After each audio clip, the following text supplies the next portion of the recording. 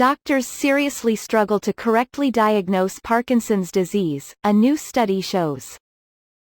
Over a quarter of those with Parkinson's were initially misdiagnosed, according to a recent survey of over 2,000 people by charityParkinson's UK.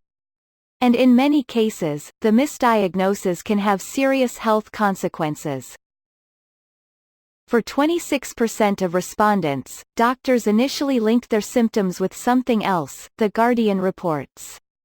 Of those falsely diagnosed, 48% were given treatment for their non-existent illness, 36% received medication for it, 6% underwent operations and another 6% were given both medication and operations. As a result, of those who received treatment for the wrong diagnosis, 34% report their health worsened.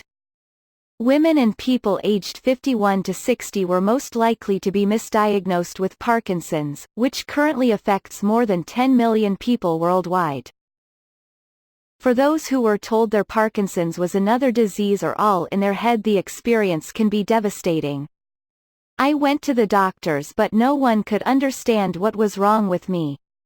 Katie Dickinson shares in the study.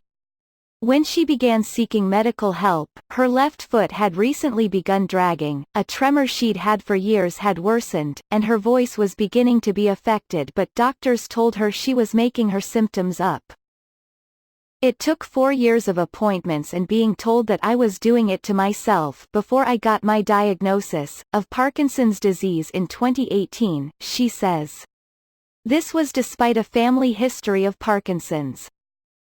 In defense of doctors, Parkinson's UK's Katie Goetz points out that the disease is notoriously difficult to diagnose.